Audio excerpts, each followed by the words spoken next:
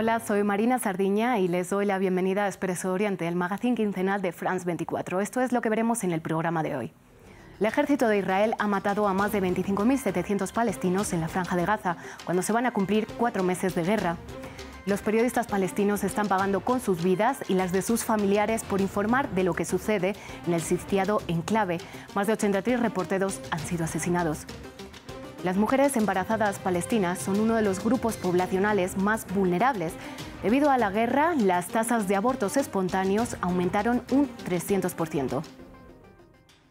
Y cuando la invasión militar de Israel a la Franja de Gaza está a punto de cumplir su 4.º mes, ahora los bombardeos se centran sobre los hospitales del sur del enclave, donde permanece la mayor parte de la población desplazada. Las cifras de la brutalidad diaria no dejan de aumentar. El ejército israelí ha matado a más de 25.700 palestinos, según el Ministerio de Salud gazatí. 8 de cada 10 muertos son mujeres y menores. Y para hacerles una idea de la magnitud de esta violencia, si comparamos con otros conflictos, como por ejemplo la guerra en Ucrania, en el primer mes había 38 fallecidos diarios. En más de 100 días de guerra y ataques sobre la población gazatí ya se superan los 239 muertos diarios. Vamos a actualizar la situación en la región con nuestra corresponsal Yanira Gómez Muñoz. Yanira, cuéntanos qué está pasando en el único paso fronterizo para la entrada de ayuda humanitaria y el reparto de estos suministros al enclave. A Gaza están entrando camiones con ayuda todos los días desde el cruce de Rafah, fronterizo con Egipto, y desde diciembre también por el cruce de Kerem Shalom, controlado por Israel. Pero detenerse en esta idea sería un error, pues los camiones que logran ingresar no llegan a 200 por día, están lejos de los 500 diarios de antes del 7 de octubre, y la gravedad es que una vez dentro del enclave, esta ayuda, que recordemos tiene una lista de artículos permitidos o prohibidos, apenas puede distribuirse por la devastación y los ataques israelíes. El Programa Mundial de Alimentos de Naciones Unidas ha vuelto a alertar que para evitar hambruna en Gaza, que es una de las urgencias, las organizaciones humanitarias necesitan acceso rápido, seguro y regular a todas las zonas, sobre todo a las más inaccesibles como es el norte. Según el jefe de la ONU, Antonio Guterres, tanto allí como en el resto de la franja, todo el mundo tiene hambre, y en este contexto Guterres ha denunciado estos días que los controles que hace el COGAT, la oficina israelí que da el visto bueno final a estos camiones, han limitado el flujo de ayuda. Israel defiende que no ha habido limitaciones, pero con hospitales sin productos básicos como las anestesias, con reportes de civiles palestinos usando alimento para animales y una fila de camiones esperando en cada cruce, los señalamientos hacia Israel solo van en aumento. Estados Unidos y Reino Unido, a través de David Cameron, le advierten de una situación alimentaria grave en Gaza y le instan a dejar entrar más ayuda y que esta ayuda pueda moverse más rápido. Precisamente, Yanira, el presidente egipcio Abdel Fattah al-Sisi dijo que los procedimientos israelíes son los que están bloqueando los cientos de camiones con suministros y ayuda esenciales para la supervivencia de la población gazatí. ¿Cómo están estas relaciones entre ambos países?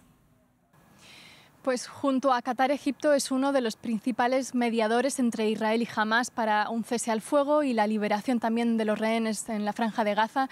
También es la primera nación árabe que ha reconocido a Israel y juntos mantienen un bloqueo sobre la franja desde el año 2007.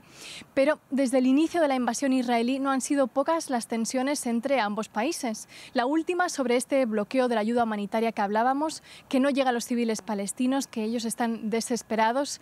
El presidente egipcio Abdel Fattah al-Sisi ha acusado a Israel de retener y demorar los camiones como una herramienta de presión de su campaña militar y en las negociaciones sobre los rehenes. Según al-Sisi, los procedimientos israelíes son el motivo por el que el Cairo no está pudiendo entregar más alimentos, más agua, más medicinas. Enfrente, las autoridades israelíes niegan que exista una demora deliberada y defienden su proceso de inspección de esta ayuda.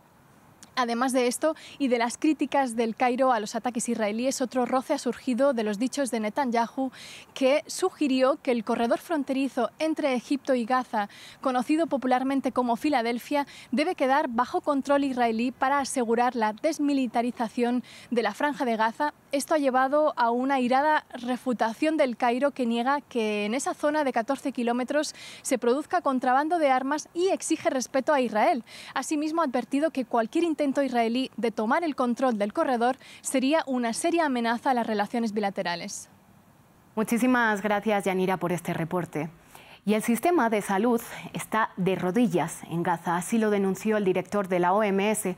De los 12 hospitales en el sur del enclave solo siguen 7 parcialmente disponibles, pese a que allí se encuentra la mayor parte de la población refugiada. Y mientras los bombardeos israelíes golpean también los centros sanitarios. Esto es lo que dijo un cirujano de Médicos Sin Fronteras en Gaza. Hay misiles inexplicablemente en centros de refugiados donde se debería ofrecer protección, donde las mujeres, las niñas, los niños van a refugiarse, adultos, y a pesar de estar en un lugar que fueron trasladados, fueron obligados a moverse a un lugar que debería ser seguro, hay misiles que impactan a centros de refugiados y obviamente los hospitales se llenan de esos pacientes, de niñas, de niños.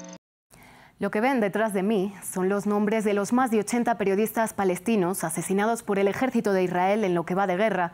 Unas cifras conservadoras recogidas por el Centro para la Protección de los Periodistas. El Sindicato de Periodistas Palestinos, sin embargo, señala que son al menos 112 reporteros asesinados. Lo analizamos con Isabel Pérez, doctora en Información y Comunicación, con una larga trayectoria trabajando en la Franja de Gaza y la región. Isabel, muchas gracias por acompañarme en France 24. Y lo primero que quería preguntarte, desde tu experiencia y con lo que estamos viendo actualmente, ¿cómo es trabajar en la Franja de Gaza y cómo es reportar hoy en día bajo estos bombardeos israelíes diarios?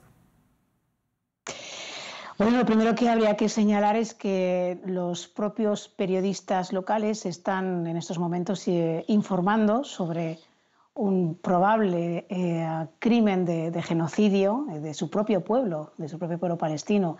Están informando sobre el asesinato de sus propias familias, sus propias compañeras.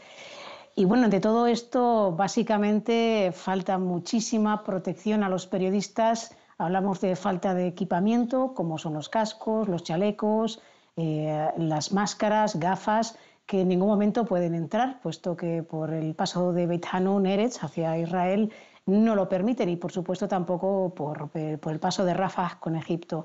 Eso es lo primero, la primera de las ausencias de material periodístico que podemos encontrar durante todos estos años, y ahora más todavía, además de que hablamos de una intensidad sin precedentes de bombardeos que están siendo reportados desde el propio lugar de los bombardeos, y además desde muy al comienzo de esta guerra contra la Franja de Gaza, las amenazas no solo han sucedido a través de llamadas telefónicas, de persecución a través del GPS de los móviles, lo que siempre viene sucediendo, sino también de bombardeos directos sin previo aviso contra las casas familiares de periodistas que algunos han tenido que volver directamente al entierro de sus familias al no poder despedirse de ellas por estar en ese momento de bombardeo contra su casa, trabajando, informando.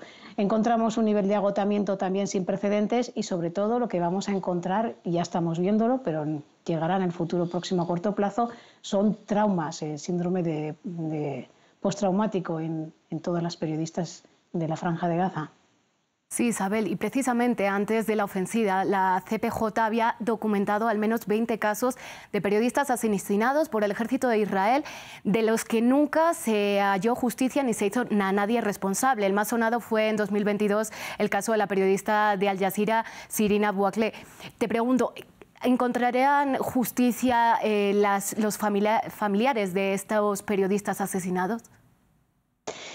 No tengo respuesta, desgraciadamente, a esa pregunta, pero confío en que organizaciones como el Comité de Protección a los Periodistas y otros organismos de derechos humanos o de protección de la libertad de prensa lleven a las diferentes cortes, sean nacionales, de ámbito incluso israelí, estos casos de periodistas asesinados, ¿no?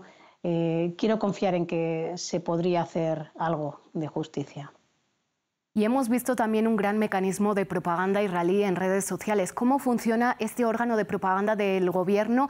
¿Y crees que los medios del norte global están haciendo un cubrimiento parcial del conflicto? Bueno, hablamos del organismo nacional de la Hasbara israelí, que es sinónimo de propaganda y de persecución y que se dirige directamente desde la oficina del primer ministro israelí. el cual trabaja con la oficina de la portavocía del ejército israelí, conjuntamente con el Ministerio de Interior israelí y el Ministerio de Asuntos Exteriores israelí. A esto le tenemos que añadir sus dos mecanismos de persecución de inteligencia, la Shabak dentro de Israel y la Mossad en el exterior. Con esto nos podemos hacer una idea de cómo puede funcionar este mecanismo, ¿no?, de propaganda israelí de persecución. En cuanto a la cobertura que hacen los medios del norte global, bueno, sí que realmente se está viendo un doble rasero, claramente, que ya se ha comparado en muchas ocasiones y es realmente podría ser un punto de inflexión. Es la guerra de Ucrania, ¿no?, la invasión rusa de Ucrania, cómo se reportó desde el inicio, cómo se apuntó a un criminal, cómo se quiso además imponer actos de persecución ante las justicias de todos los países de la Unión Europea contra Putin, algo que no está sucediendo con Netanyahu y con los demás responsables de las matanzas en la Franja de Gaza o en Cisjordania. Isabel, y muy brevemente para terminar, ¿qué crees que va a quedar del periodismo en Gaza una vez concluya la guerra? Bueno, el periodismo no va a morir porque el periodismo es buscar la verdad, buscar las historias y nos queda una parte muy importante, diría que incluso más importante que cubrir la guerra en estado puro, que es la posguerra. Entonces yo pienso y confío que toda la cantera de periodistas que hay todavía en Gaza, de las facultades de periodismo de Gaza, sigan allí y que por supuesto dejen entrar también a la prensa extranjera. Isabel, pues muchísimas gracias por habernos acompañado y por habernos explicado cómo es informar en un contexto tan complicado como es la guerra en Gaza. Gracias a vosotras. Y terminamos con cifras. La campaña militar de Israel en Gaza golpea con dureza a las mujeres embarazadas, las más vulnerables a padecer bajo las bombas. Se estima que en el enclave hay más de 52.000 embarazadas y el 40% de los embarazos son de alto riesgo, según Care International. El personal sanitario palestino denuncia que los abortos espontáneos, debido al estrés, las condiciones de asedio total en el que viven las embarazadas, han aumentado un 300% desde que iniciaron los ataques. Casi 20.000 bebés han nacido en Gaza durante los 100 primeros días de guerra, según UNICEF. Sin atención prenatal y con la infraestructura sanitaria devastada, muchas mujeres están dando a luz en los campos de refugiados, sin personal sanitario para atender las complicaciones ni las condiciones necesarias de higiene que muchas veces derivan en graves infecciones. Y con esta última edición de Expreso de Oriente me despido de ustedes.